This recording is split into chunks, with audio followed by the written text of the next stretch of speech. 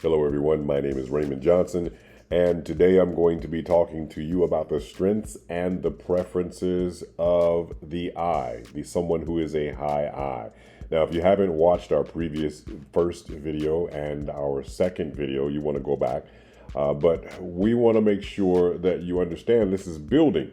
So when we talk about the high I, we're talking about someone whose primary strength, their superpower, is their I characteristic.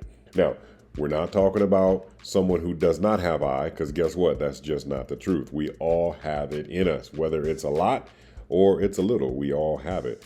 We're talking about a person whose primary strength is their interactive behavioral preference.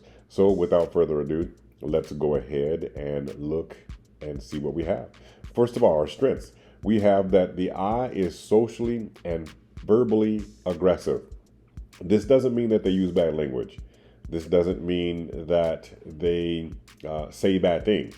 What it means is they use their words freely. All right.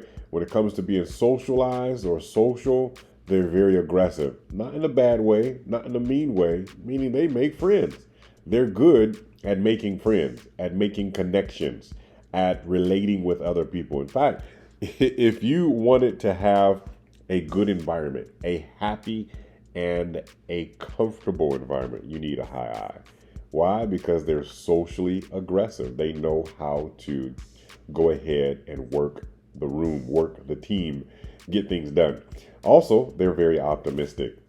The high I is very optimistic, and they're good at persuading other people. In fact, one of the things that I love the most about a high I is that they can see the picture, the big dream, and guess what they can do?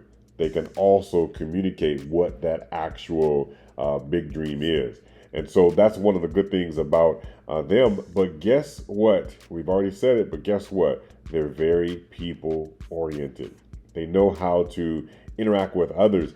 In fact, if you want to know how to motivate a high I, you just simply need to praise them. Praise them for their own characteristic. And why do we say that?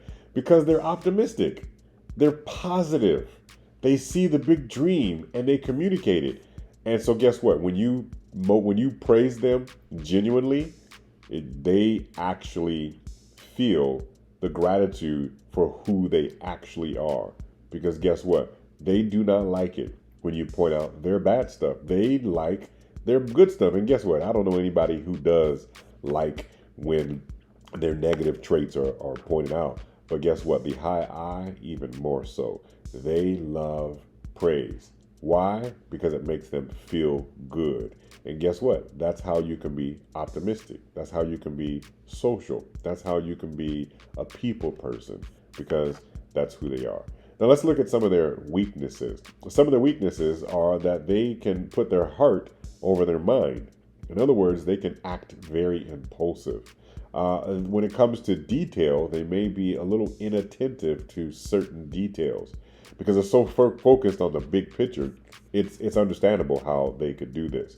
And then when it comes to listening, they could be a situational listener, and they can also be very disorganized. Now, this is just how it is. We're not talking about it in a negative way, but we're talking about ways that we can improve. And here's the thing you should know, that where one of these behavioral styles is weak, another one is strong. So what that teaches us in the end is we need each other. All right. My name is Raymond Johnson. We have talked about the strengths and preferences of the high I. And the next time that we meet in our next videos, we're going to do the same thing, but we're going to look at the high S. Take care.